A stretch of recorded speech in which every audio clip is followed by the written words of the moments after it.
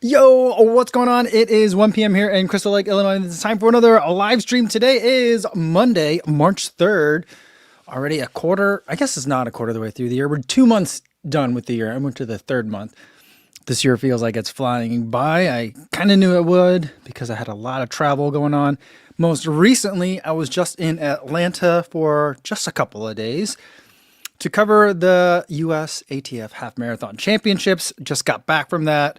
I actually had media credentials. It's not the first time I've had media credentials, but it's the first time I feel like I had like full media credentials, like real media credentials. I'll explain later, but we could talk all about it. But first, I want to welcome everybody that's listening on the audio only version on the podcast. Hopefully, you're having a good run out there today. It is springy, based on like what spring is like here in Crystal Lake. It still kind of feels like winter. I'm tired of winter. But it's not freezing cold. It was like 35 degrees today. So I'm not going to complain about it, but it's not great weather. But hopefully where you are running and you're listening to this, it's great weather for you. And for everyone else watching this later, but not live, this is the number one place to get behind the scenes, I guess, reaction to being behind the scenes at a pro race. Is it the number one? It's the number one live place, I guess. But that's what I always feel like makes it okay for me to say number one at anything, because this is live. All right, let's see who else we got here in the chat. Eric is getting a haircut, so he can't join today. That's okay. But Stevie says, PR Bell for a lifetime Kafuzi Run Club member, Harry Styles, 324 in Tokyo. All right, I'm not going to give Harry Styles a bell. Harry Styles has been getting many bells. He doesn't need one from us here. So I think he's okay. You know what's crazy? I think I know what Harry Styles looks like. But every time I see photos, saying like Harry Styles ran it, it's either him, like a picture of him at like the red carpet somewhere, or it's a picture of him running. And usually when it's a running photo, it's him next to a buddy. I'm guessing a running buddy, a pacer of some sort, a friend. And I can't tell. They're both wearing sunglasses, and I can't tell which one is which. I'm going to be completely honest. So, sorry. Sleeve Singer is here, says hi, co-fam. Wants to know if I'm doing Cherry Blossom this year. Unfortunately, no, I am not. Maybe next year I will. But this year I have a lot of travel coming up, and I love that race, and it's so fun, and I love the cherry blossoms. But it doesn't fit in the schedule for this year. Maybe next year. One year I'd like to run the 5K as well, or maybe just run the 5K. I don't know. Because that's a race that I think would be really fun to be able to get some media credentials for, and interview the athletes right after the race. Sean Devlin had 10 minutes of run walk this morning with 2-minute run intervals this time. All right. Yes. Sean says, it takes me longer to get dressed than run, but it's progress, and progress is what's important. It's not how long you're running, it's that you're running, so I'm glad to hear it. Daniel Burton says it's really warm in Greeley, Colorado, 64 degrees. And Mark says it's 57 in Minneapolis today. Ooh, that is short weather. By the way, Mark, your friend Ababia Simbasa was a scratch at the Half Marathon Championships over the weekend. I don't know why. I don't know if anyone knows why. But like the night before the race, like other times when, and this is not uncommon, other times when I've like asked for media credentials, even when I don't get media credentials, I get all the media emails about who's scratching and stuff. And we were informed like the day before that he's not going to be there. And another thing is, and I don't want to start rumors, but, and I guess it's not really rumor because she raced pretty well, is there was a change to the schedule with Sarah Hall. And I was like, oh, is she going to scratch? Because Sarah Hall was supposed to be at one of the events the day before at the 5K. I don't know if you've watched my reels from the day before the race. There was a 5K and then a kids 3K and then like a young kids like dash. And they had the athletes, some of the elite athletes, um, be like the honorary starters, and they put medals on some of the kids and gave high fives and cheered them all in and stuff. Um, and I think they said Sarah Hall. No, and they said which athletes were going to be at like the. Do you guys hear that? Is that me? What's making that sound? Um, and she was supposed to be. I think Sarah Hall was supposed to be at the press conference for the day, the morning. Was it Friday? But then I got an email saying that she wasn't going to be at the press conference, but she would be at the kids' events. And so I was like, oh, she's just appearing and not going to race now, and she doesn't want to go to the press conference. I was like, I didn't know what was going on. Maybe I'm guessing it just maybe her travel schedule didn't work out. I keep hearing a beep. It sounds like. Do you guys hear that? Where's that coming from? Is that coming from my phone?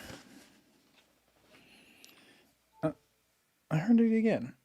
It sounds like something is getting plugged in and or not plugged in. But I've got my. It's really weird. I'm just gonna unplug my computer. Maybe that'll stop that noise. Anyway, sorry, I just got totally distracted. Duke BB22, little segue here, says track season for high schoolers in New England starts today. Really? That's very early. See, it feels very early. But I do remember in New Jersey in track, there were definitely meets where like we would pack blankets and like sleeping bags and stuff like that because it would just be so cold waiting in the bleachers. And all the track meets, and I guess my daughter's in middle school, so like it's a much shorter season. It's like a month long, at least the competition part of it is. And like I've never been to a meet where it's been cold. Like the first meet, I packed her with like blankets and a hoodie and food and all sorts of other stuff. But all the track meets we went to, like a lot of them have concessions. They're not that cold, so it's been we got lucky. We got lucky.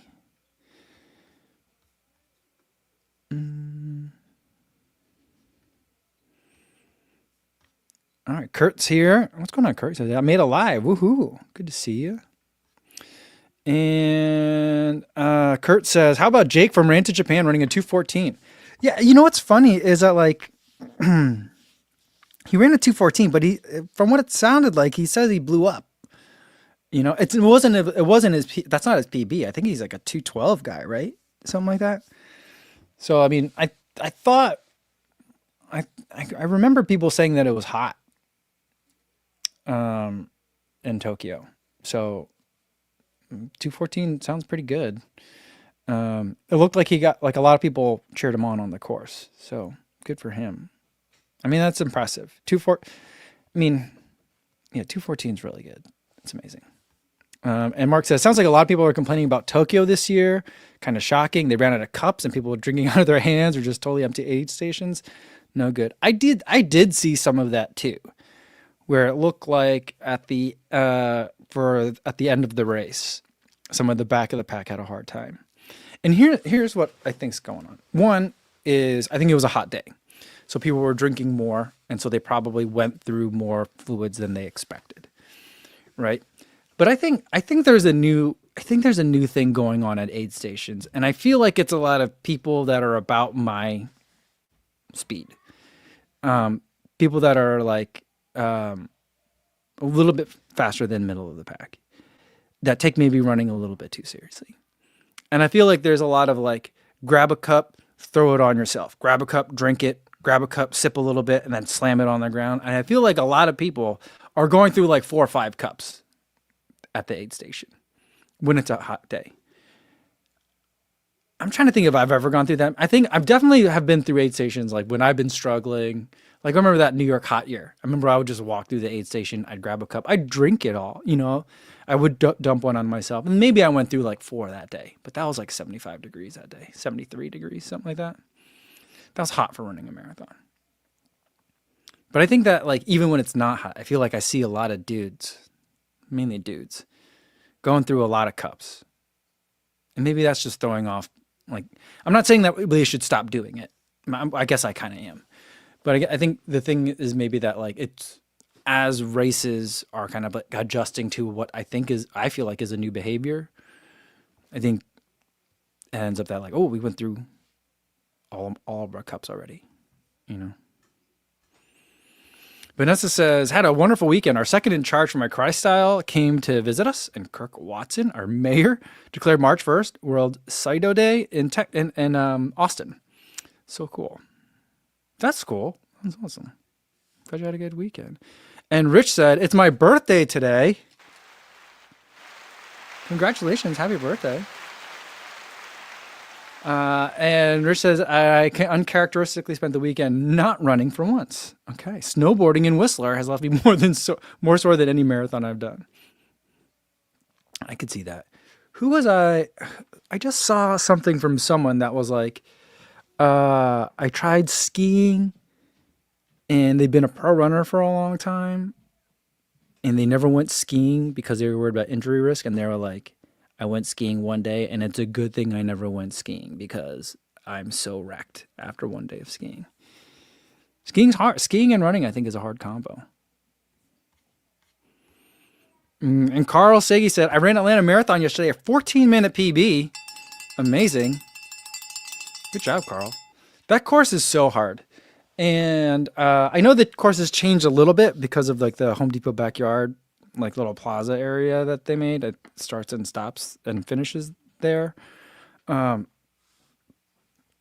it's still such a hard course. I jogged the course the day before the race for the half marathon, and ended up running a part of the course the day before that too. So I'm familiar with some of the hills along the first half of the marathon course,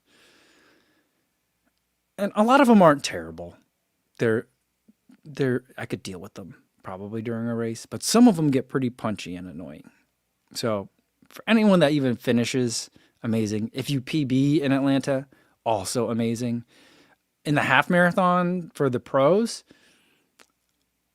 of the top 3 men, first and second place had a half marathon PB on that day.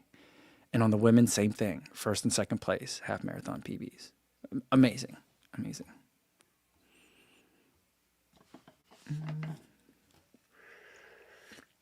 And Mark says, that I'm much closer to Joel Rushow than Bia. Worked with both at Fleet Feet. Joel didn't have a great fave though. Came in, I think in great race though. Came in just in front of Haptamu. Minnesota Distance Elite was deep.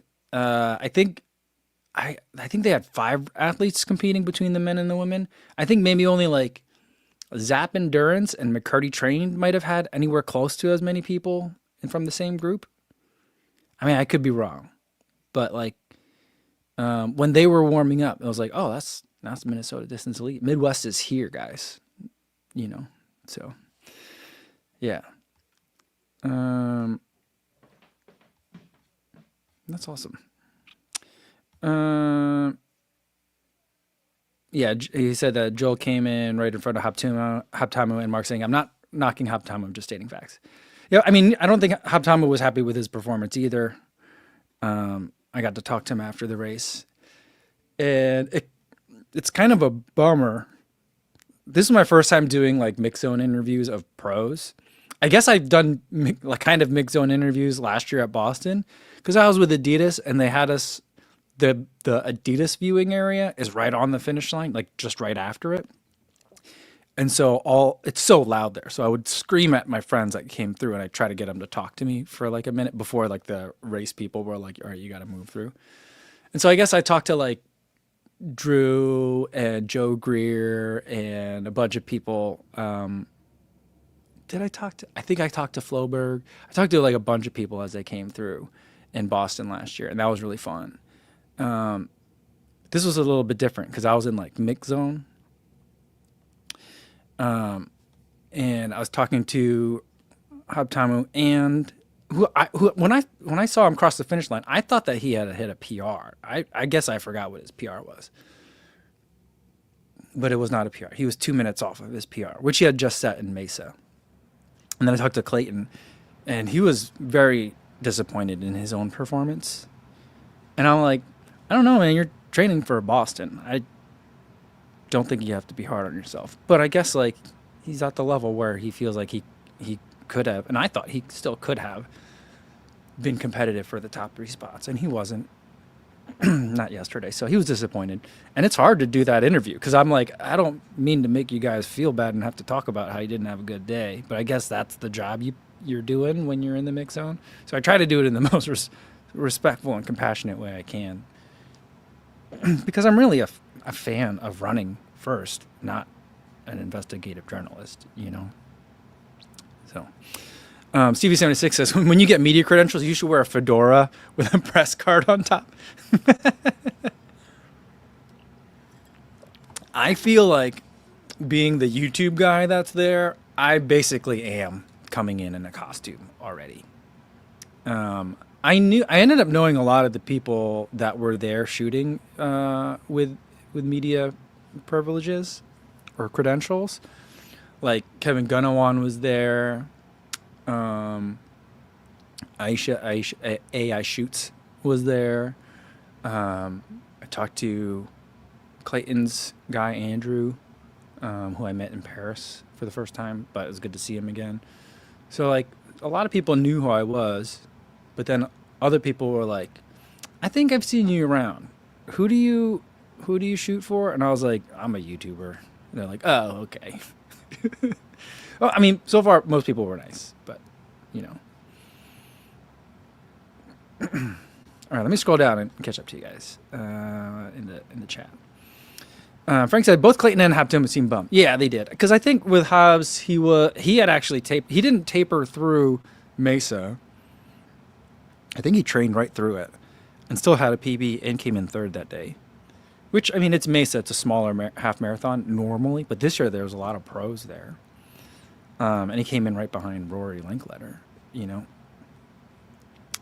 And but Clayton was bummed. I mean, like I caught a moment right after the race where he was hugging his wife and he looked upset. I talked to Andrew for a moment, his media guy, and because I was shocked because he had gotten on a Lime scooter and got onto the course and made it back home, back to the finish line in time. I was like, I can't believe you made it in time.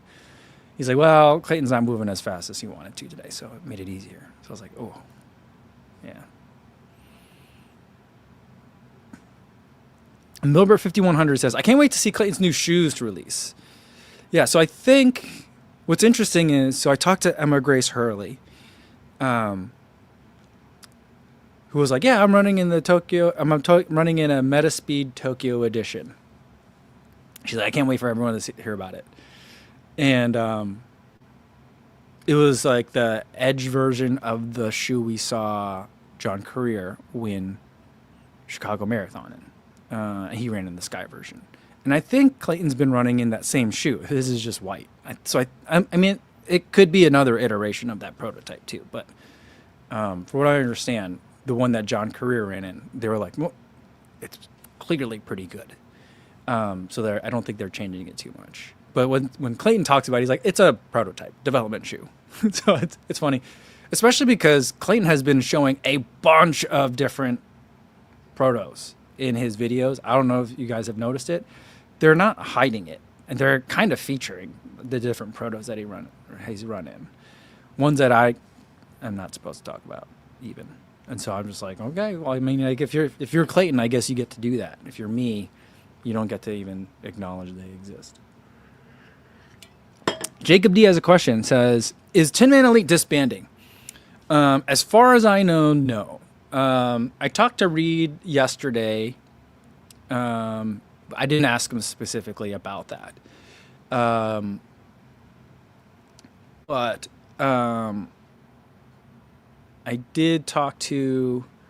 I remember looking at when there were some different signings that happened. And so they're now no longer an Adidas-powered team, it seems like. And so now, or it is an Adidas-powered team still, but now they have members that are not Adidas athletes. And so that makes it a little bit tricky. And so right now, the way they described it is, it's like Well, when they're doing Tin Man Elite stuff, they can't have non-Adidas athletes in the media of it, but they can still have non-Adidas athletes. It sounds really complicated, and it feels like maybe, practically speaking, I feel like it may be one of those things where it's like, how is there overlap in when the contracts end? And so like maybe there's like another year left on the Tin Man contract versus these other athletes which were on an Olympic cycle. I don't know. I have no idea. So like for now it's not disbanding, but I mean, I guess no professional group lasts forever, right? Who would have thought that like Bowerman would be kind of disintegrating, but here it is. So I guess all I could say is it's not now, but who knows? I think the future is it'll be interesting to see what happens in the future. Terry says, I think it's great that the elites and pros take time to tell us normies why things went wrong. I agree. And I'm very thankful that they do that. And I know it's hard. And like, I know how crappy I feel after a bad race and I don't want to talk about it. I basically am like, point me to the beers. I'll talk about it tomorrow. I'll think about it tomorrow. But like they're pros. And you know, especially for ones that are not like regularly storytelling on their own, which is kind of its own separate subject. But like, it's like the press conference after a basketball game or after a football game. You know, like the leagues require certain athletes to go. I don't actually exactly how it works, but like you don't just go hang out because it's fun and take hard questions from reporters. You go because people want to know and people want to understand what's happening in the sport. And so like when I was there yesterday, it was really cold. I mean, like I'm from Chicago, right? So like I run in like 0 degrees Fahrenheit weather. I know cold, but for racing and for Atlanta, it was cold. I felt like the temperatures were pretty similar to Houston. It was less windy, so it felt a little bit warmer than Houston. And I wasn't dressed super well. I didn't bring gloves. I didn't bring a hat, you know. And so I had a somewhat warm jacket, but I was really cold. And after the race, I'm in this mix zone area, and some of the athletes have people bringing them over like jackets and stuff to put on right away. And some of them don't. But I felt like a lot of them were hanging around the finish area for 2 reasons. One was to see their competitors and their training partners come in and finish. They wanted to cheer in their fellow runners, which I thought was pretty cool. You don't really get to see a lot of that. And the other, and maybe it's because at bigger races they can't do that. They need to clear the area or whatever. But I just felt like there was a lot of time for the athletes to kind of mill around the finish line. And it was cool because they were excited to see how everyone came in. The athletes were chatting with each other, you know, talking about the race, you know, competitors, and the race is over and now they're chatting, you know, like colleagues. So I thought that was cool. And the other one was a lot of the athletes made themselves available. They waited around for people that wanted to ask them questions. So I thought that was super cool. So I felt like the athletes were very generous with their time, especially when a lot of them, I mean, I think you can hear it in some of the interviews that I have, even the ones that are wearing jackets afterwards, they're shivering. I know I get shivering cold after a race, even if it's hot out. Just the moment my body, like the adrenaline shuts off a little bit and I'm done racing and I'm not like redlining anymore, my body gets cold and I'm shivering. In a day like that, I know I'd be cold. I was after Houston. And so it was nice that the athletes gave us a lot of time. It was cool. Maddie Mack says, I PR'd and somehow podiumed at the Scioto Miles 10K on Sunday. Well, awesome, Maddie. Somehow podiumed. That's nice work. Always cool when it works out that way. And Cosmic Final Michael said, I like that Clayton called you Kafuzi. Maybe he watches the channel. I don't know that he watches a lot. I've interacted with him a bunch of times over the years. And I feel like I remember when Clayton I don't know if it was when he first got signed, but I remember like fanboying Clayton before he became Clayton. You know what I mean? This would have been like Peachtree Road Race, like 2021 or so. The first time I did, not Peachtree, Falmouth Road Race. I would see him warm up and be like, Clayton. And I would just kind of like holler at him from across the way. So we've been crossing paths for a long time, and I've had a chance to sit down with him a bunch of times too. And yeah, so I mean, I think he pays attention to social media because he's in social media now too with his own channel and stuff. So I don't think he's, sitting down and watching the Under Armour Infinite Elite 2 most underrated shoe of the year video, but I think he's aware of the channel, and we've met a bunch of times before as well. So it was cool. Yeah. Clayton did that, and Reed Fisher did that as well, which I was like, that's kind of funny.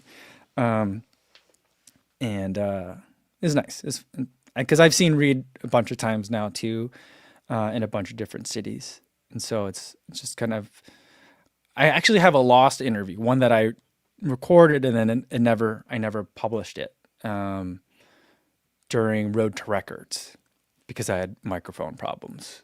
And so that one, the audio is just unusable, but he sat down with me for like 20 minutes. I felt really bad about that one.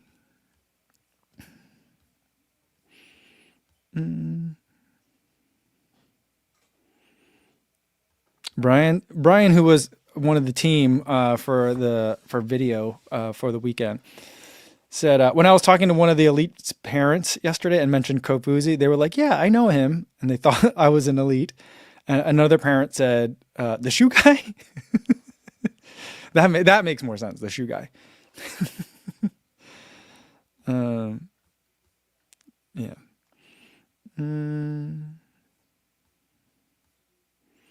Charles Ventura says, I saw this on my feed and will listen to the audio version on my run. Hello to my future self. Hello to Charles. Hope you're having a good run. Mark says, I saw in my feed when my teammates had a flat lay for Tokyo that included a white, black, and gray Asics Metaspeed shoe.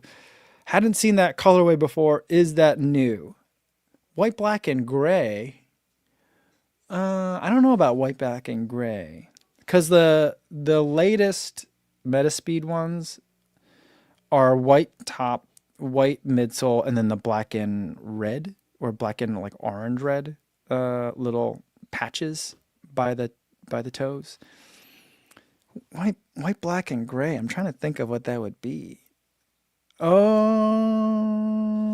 I think I might know what that is. That might be one of those secret shoes that's been on Clayton's feed. But I can't say what I think that one would be called.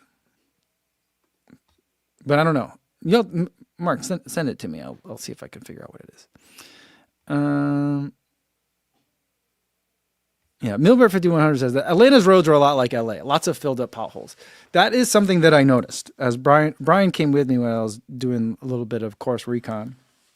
And I was like, these roads are not that smooth. I don't think that anyone's going to be running the exact tangent line at this course because I think everyone's going to just stick to the middle of the road because that's where it's smoothest. But there are some spots where I feel like these roads are a little bit chunky,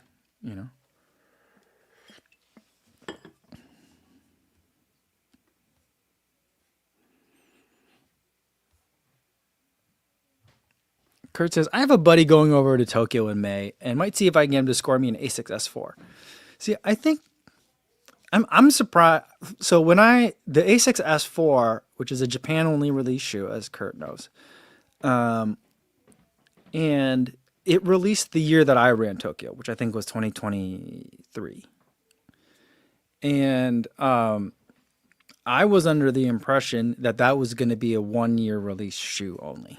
It was not a shoe that was intended, because I don't think there's new S4s. It's not like we're not on S4 too. I think it's just still they keep making the same S4. But like I was asking the Asics people about it. I'm like, what's up with that shoe? Do you think I would like that one? Is it worth reviewing? I don't usually review non-US release shoes. And they're like, it's probably not going to be your favorite. And so I was like, okay, I won't worry about it then. Which is kind of how they explained the Metaspeed Edge to me that first year. But I ran an Metaspeed Edge Tokyo, this one. And I was like, okay, I could see why they would say I might not like it. So I usually just trust, I always trust a brand when they're like, oh, we don't know if you'll like that one. But yeah.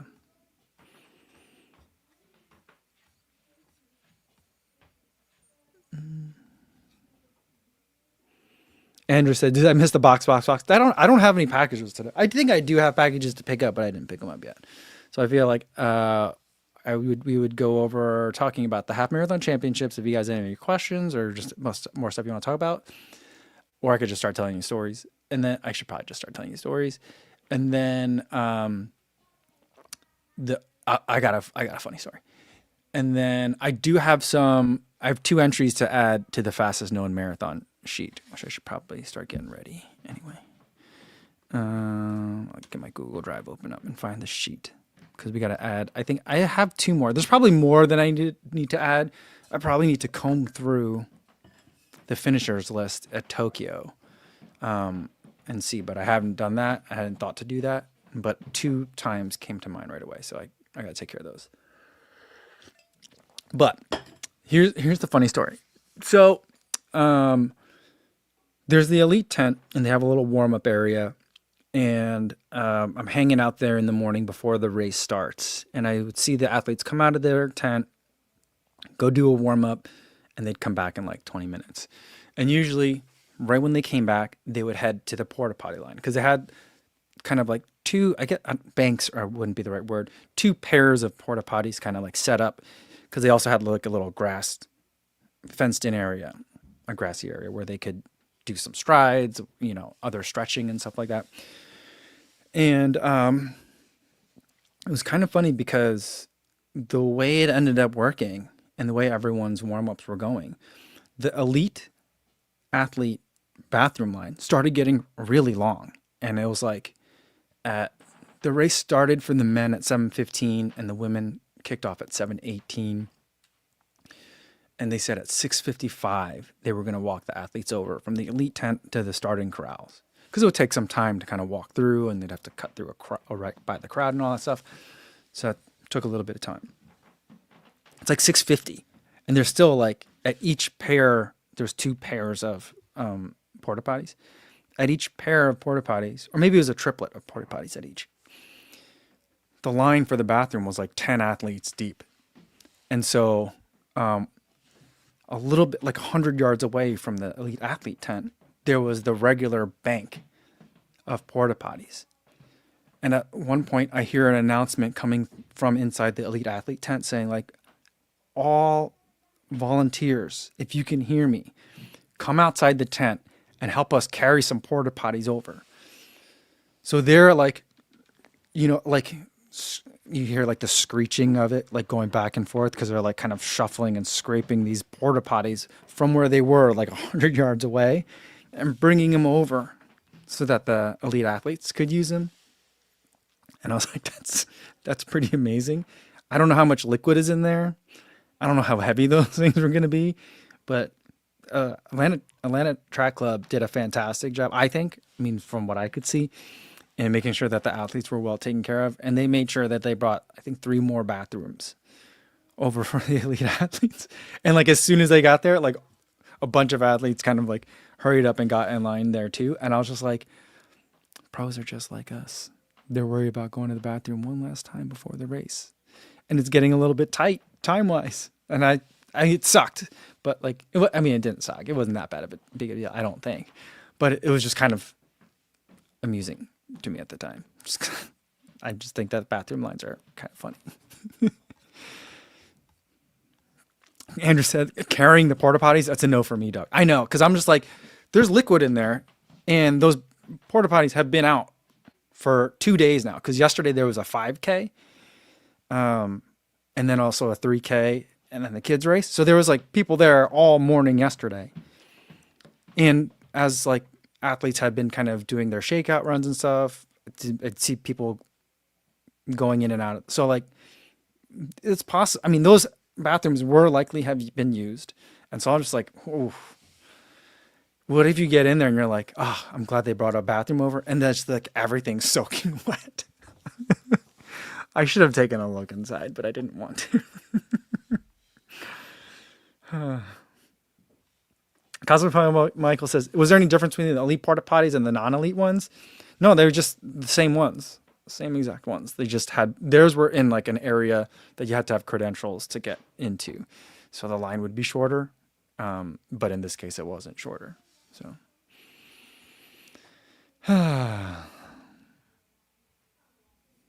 Yeah, Juliana VB says, oh no, this sounds like the beginning to a disaster. That'll be funny to end up in funny videos. No, it didn't end up being that gross, but it was just amusing to me that like the elite athletes had to wait for the bathrooms too. Because I always just feel like, oh, it must be nice. They probably have a bathroom that's inside. They probably don't have to worry about like, oh, why is this wet? You know, when they're sitting down on a seat, you know, so it's just, but I think the elite athletes have the same problems we do. Kurt says the difference between the non-elite porta potties that they had Kofuzi branding on them. I do feel like maybe it's not me. It's probably not going to be me. Maybe it'll be a joint venture, but I would love it if like a pro athlete, or I feel like someone that it could really work with, be like maybe someone that does a lot of race announcing too, like Ali Feller. Could be a great one. Like if they had like a porta potty business, or at least license their name to be used for, you know what I mean? And like, I would also love to be part of that. I just think that'd be an amazing, I would want to be an owner, an investor. I don't know that I'd want to be an operator. Let's face it. I don't have the hands for that, but, I just think that'd be amazing. Louis said, what did you do when you volunteered for the race? I carried some pee around.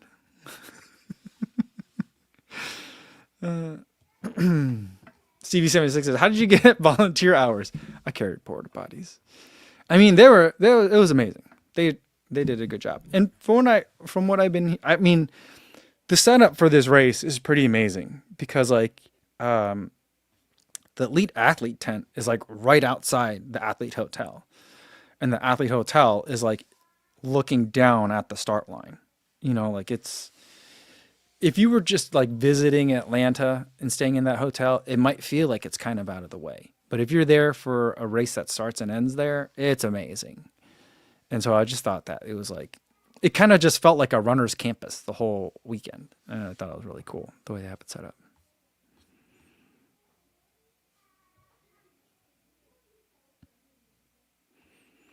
Mark says, buy a porta potty for your backyard and slap a non-elite sticker on it. It'd be a great conversation starter for bonfires. I think if we had acreage, I would do that for sure. That'd be funny. That'd be really, really funny. Although then like, how do you service that thing if it's like, you know, on the back half of your property? You got to get it. You have to own a gator at that point, I guess. I don't know.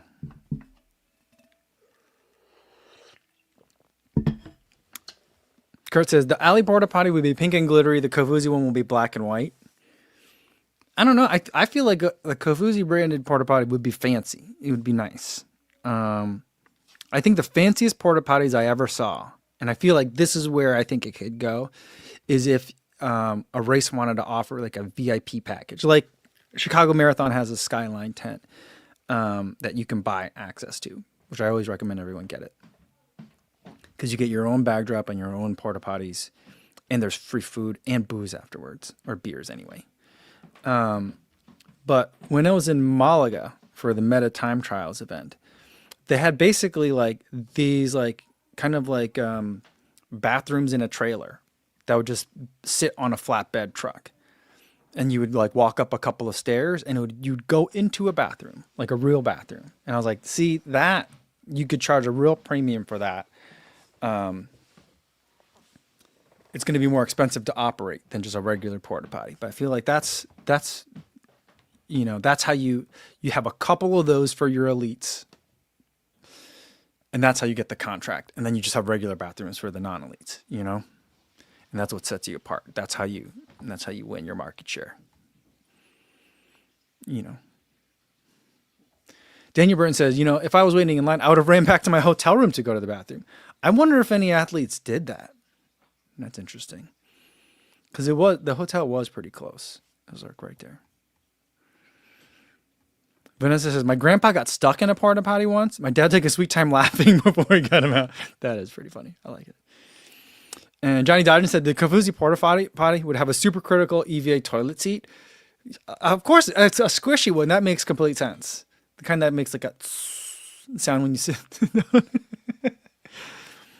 And Mark says, oh, I've seen that kind of setup before, like at music festivals. Yeah, so it's not a new thing, but I'm just saying I haven't been to a music festival in a long time.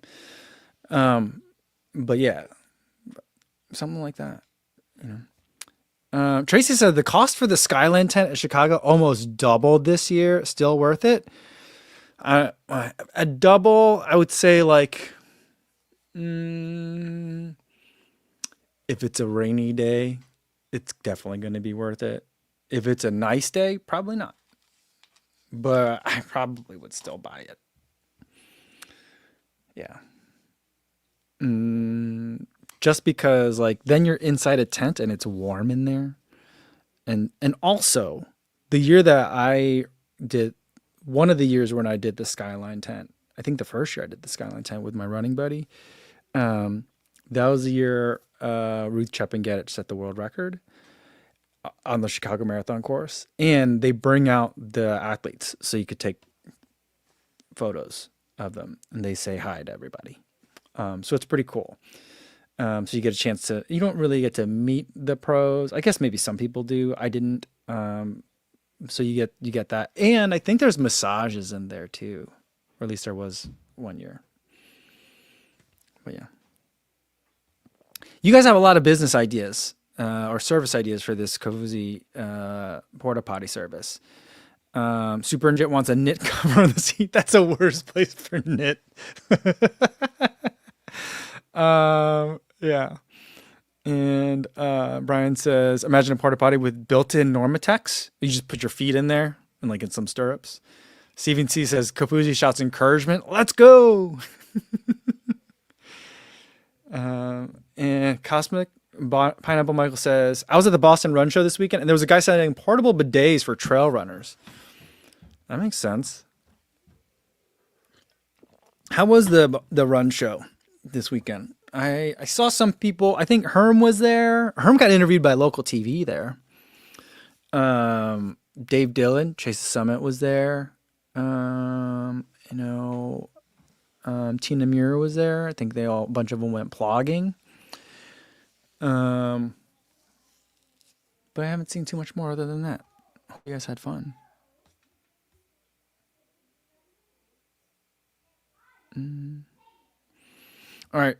Jorn has a question. 9-day training cycle. Do you still do it? Not right now. I like the 9-day training cycle and we'll see what's going to happen. I'm working on another deal with Runna to use the Runna training app, and they only have 7-day cycle options.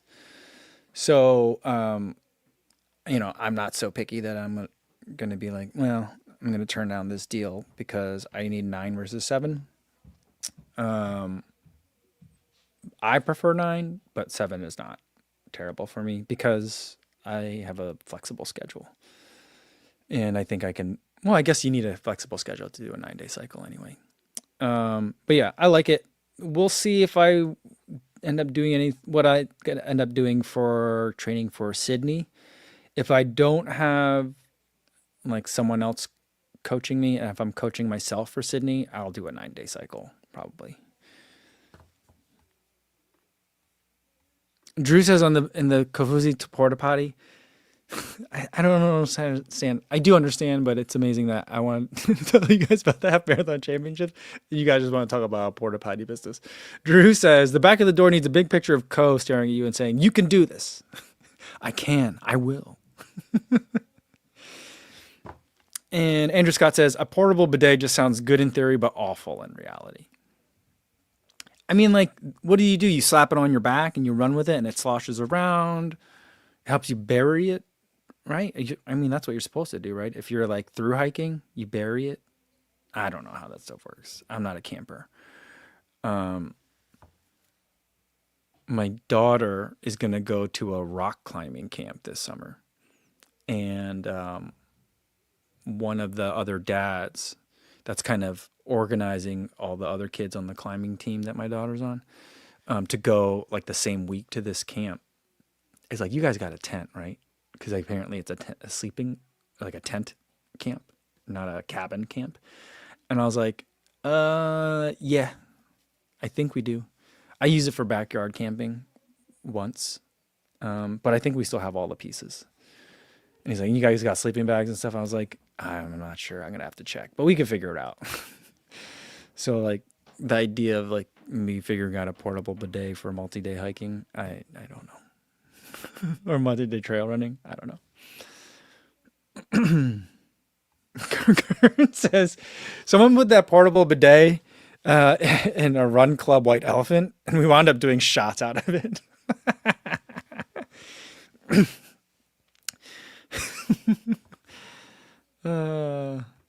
And Vanessa says, some parks let you bury it while others make you carry it out. Okay. Well, that's interesting. Cosplay Michael says, there were multiple AI training programs at the Run Show. One of them is RunDot, which had Meb as its spokesperson. There was also one that lives in your shoe and gives you feedback. I mean, that's kind of like what Under Armour was doing. And Nike before them was doing that for a while. But I guess they weren't using AI or any sort of algorithm. Someone asked me if I've used any other... yeah, Super Engine wanted to know if I've used any other apps beside Runna. Do you think Runna is noticeably better? I think Runna works, and I mean, I've looked at the training plans that like Garmin puts out and stuff, and those never really interested me. I still have it on my Garmin that it gives me a suggested workout of the day every day. I never do the suggested workout of the day, but I always want it to give it to me, just to see what it's going to suggest. And the Garmin, I mean, I guess I've never told Garmin like, hey, I'm training for a marathon, or anything like that. Cause I know you could add that in there and stuff. But like, it's never given me a workout that I'm like, oh, I was about to do something pretty similar to that. Or I just did that workout. It never gives me anything like that. I used to do Stride workouts all the time. So back when I ran with Stride, I think I ran a total of 1,000 miles with my first Stride pod, and which is not a lifetime of the Stride foot pod, but it was a long time. And I remember doing a lot of those workouts. I thought those were good. I don't even know what the AI is on Runna, to be honest with you. I still don't know. I feel like we're in a really gray area of time where like AI and algorithm are used somewhat interchangeably. Like, I don't think that like whenever I finish an event, I'm running like a run on Strava, I don't think it's like hitting up ChatGPT and asking for a response to what that is. And it's, I at least I hope not, because I feel like that's burning through a lot of energy to get that answer. But yeah, so like I used Stride and I felt like those workouts were pretty good. But Runna lets you move things around a little bit more. I do feel like Stride workouts would also tweak if your critical power number would tweak. And so like I thought that was also pretty good. But I also felt like I couldn't like talk to the Stride workout plan. Now I haven't been on a Stride workout plan in a couple of years, so maybe it's available now. But like in the way that like I can move workouts around really easily. In the Runna app, I like that. When I struggled with workouts, it adjusted everything for me, which the Stride also does that too.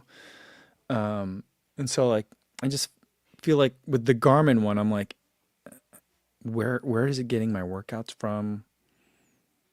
What if I have a travel day and I want to switch tomorrow's workout with the day after that? Like, I don't know how to do that. And I think I never really looked, but yeah. I mean, I haven't tested all the different training plans. But when Runna approached me, I was like, I'll take a look at it. And I was like, this is worth investigating.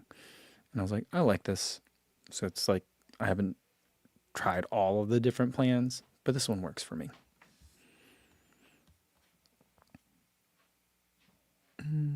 Tracy said, just looked at the Skyline tent in Chicago. $260. $260. The last time I remember paying for it was like $75. Maybe it was more than that the last time I did it, which would have been 2 years ago. Oh, is Oliver here? Oliver was in the tent with me 2 years ago. How much did we pay for it that day?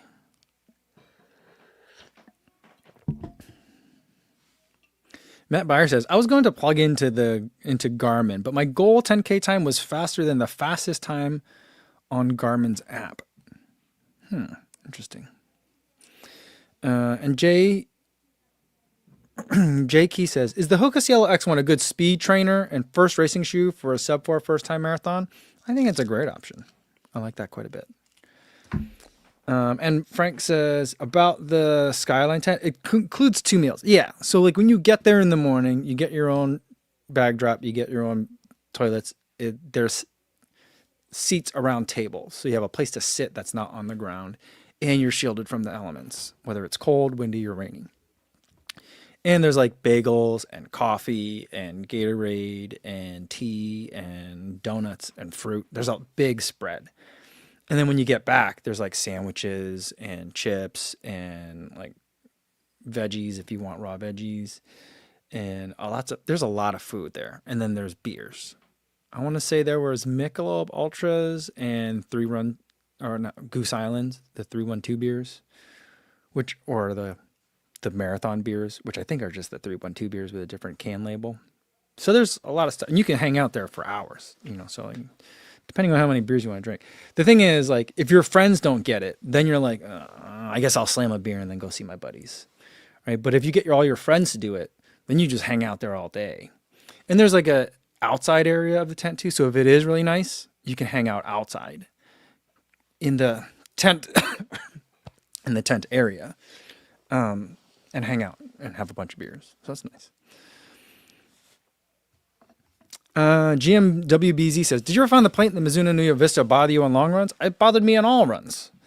That's why I feel like it's kind of weird. And that's why I didn't love it. Unless I was running at like moderate effort.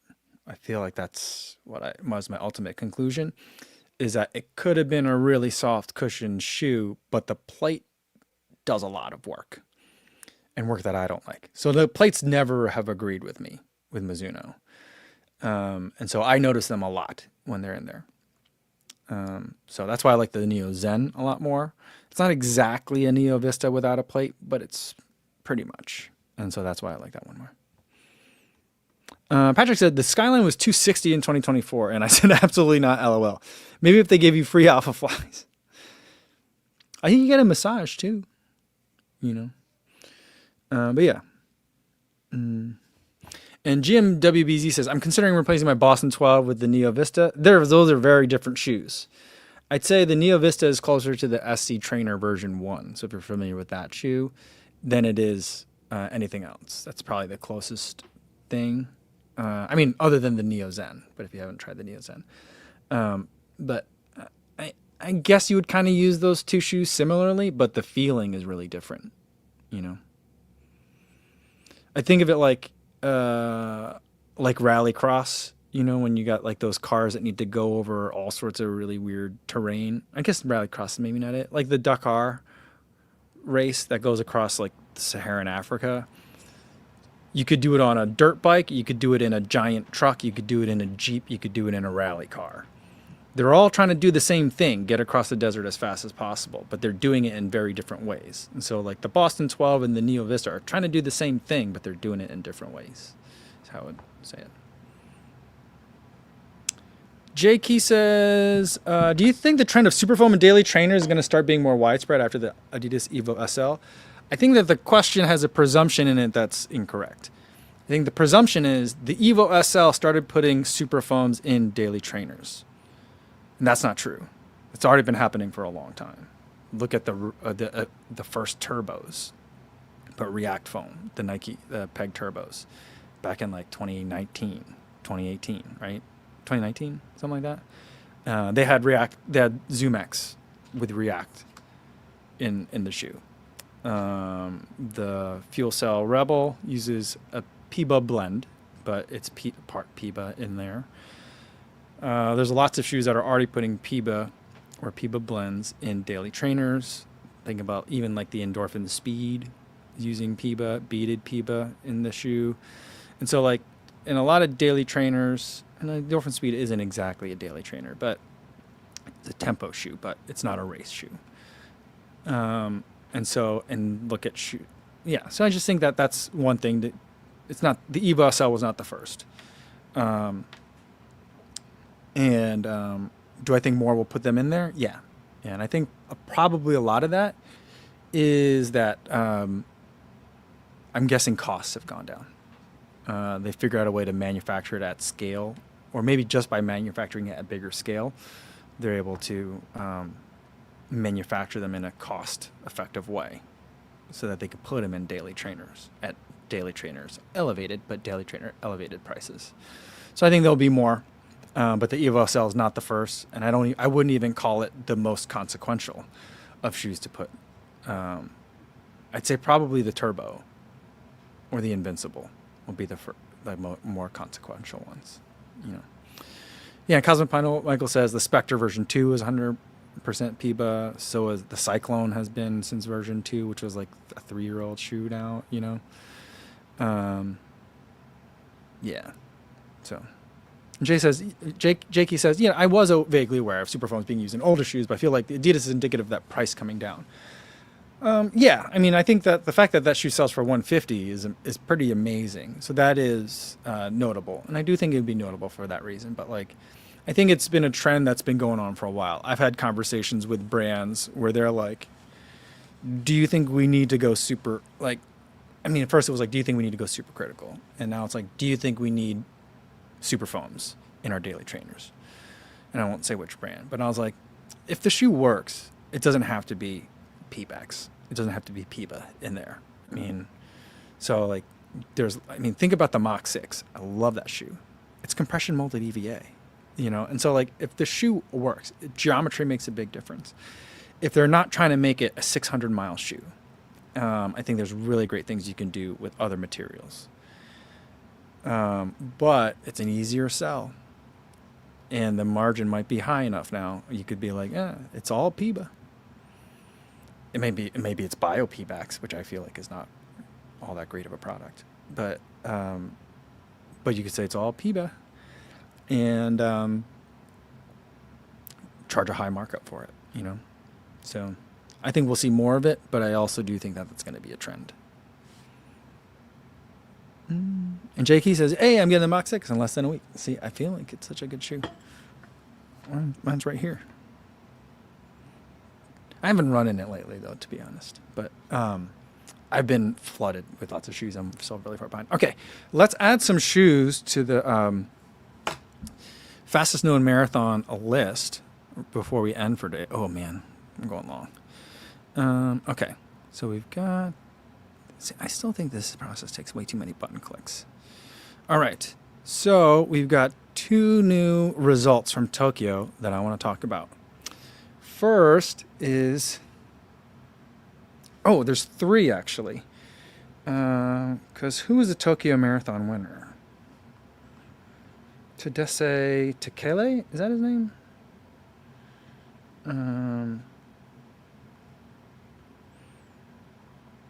Yeah. Okay. So we've got Adidas, and we've got another really unfortunate name. Adios Pro Evo 1 V2. So that's super annoying. But what was his time? Google AI overview. I hate that thing. Because I can never tell if the numbers it gives me are correct. Anyone know off the top of their head? I think it was... Here we go. FlowTrack has it at 2:03:23.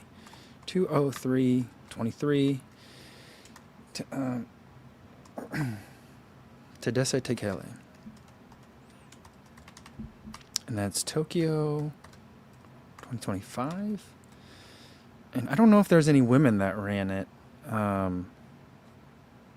Is it Andrew Scott said Adazero. Yeah, I think I need to add that as 0. Okay.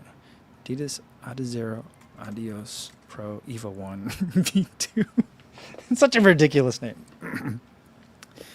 And then the other result I have 2 more. Then we have one for the, I think this is the Puma Deviate Elite 3. And I think I'm going to delete the word Nitro from this because I don't think it's Nitro Elite.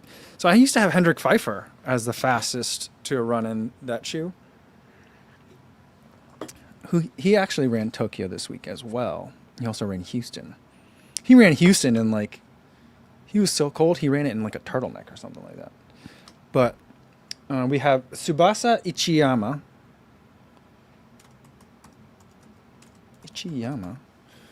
In Tokyo 2025. I gotta highlight this so I don't lose it. I'm gonna highlight this too.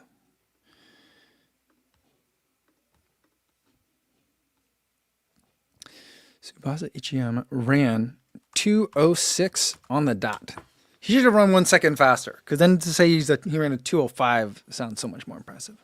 Not that a 2:06 is not impressive, but he finished as first Japanese and 10th overall in 2:06. And then we've got, let me make sure. Mike says, companies should be required to put the entire name of the shoe on the outside somewhere. That'll dissuade them from making such long, dumb names. I like that a lot. You have to put it on the tongue. Or put it like at least in the insole or somewhere. I don't know. Conversational pace says, just coming in, surprised we're still going. Yeah, I actually got to get going. I got to be on another call right now. Anyway. All right.